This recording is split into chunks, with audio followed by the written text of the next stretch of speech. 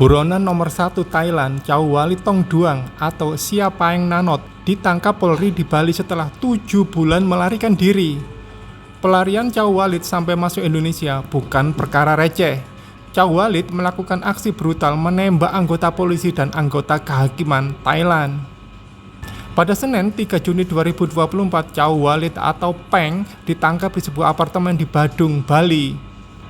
Melansir Bangkok Post, Perdana Menteri Thailand, Srettha Thavisin mengonfirmasi penangkapan Chow Walit menyusul pengarahan dari Menteri Kehakiman Tawe Sotsong di gedung pemerintah Thailand.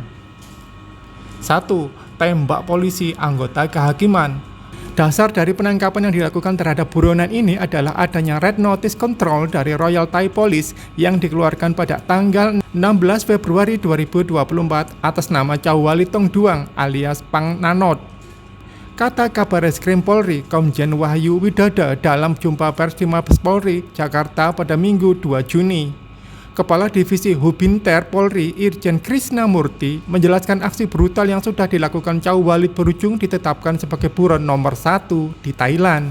Chow Walitongduang diduga menembak polisi Thailand dan anggota kehakiman hingga akhirnya kabur ke Indonesia.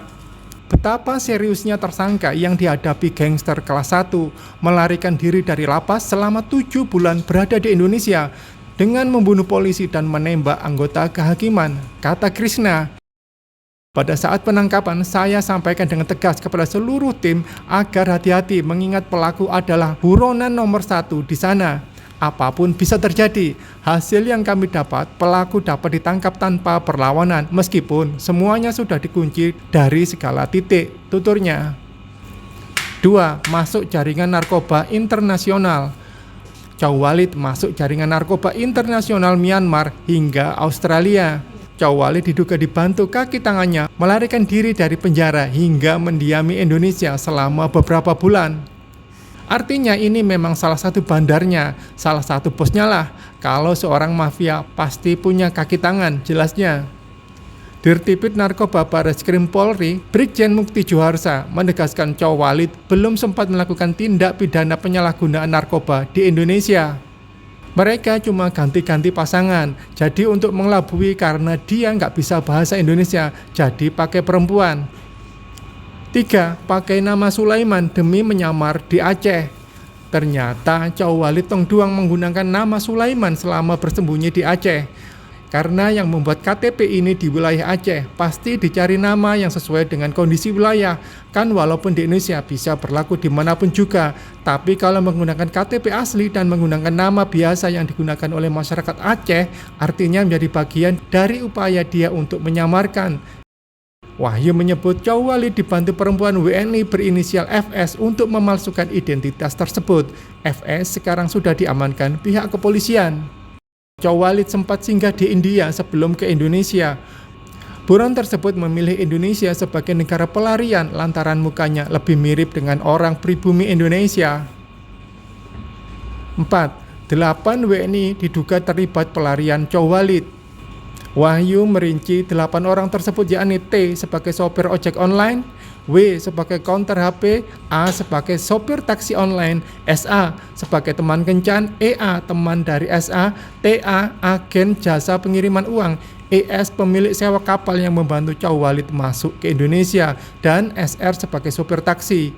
Namun demikian, pihak kepolisian masih melakukan pemeriksaan lebih lanjut.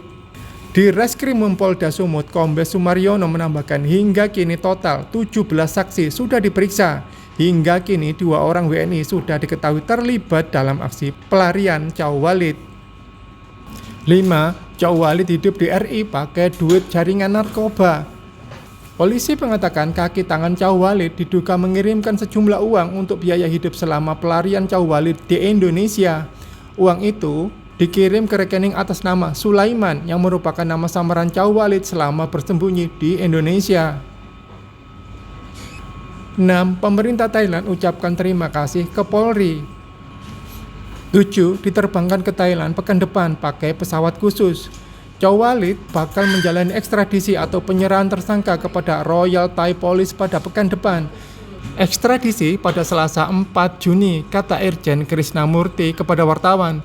pakai pesawat khusus dari Thailand, Royal Thai Air Force, ujarnya. Mudah-mudahan berhasil ya. Pak, ini kan dia termasuk jaringan narkoba. Nah, dia di Indonesia juga kan sudah lama. Apakah di Indonesia? Nggak ada. Dia nggak terlibat narkoba di Indonesia. Oh, dia itu nggak terlibat. Nggak. Dan dia juga berarti nggak membuat jaringan di Indonesia itu nggak membuat. Nggak, belum. Mereka hanya cuma ganti-ganti pasangan saja lah.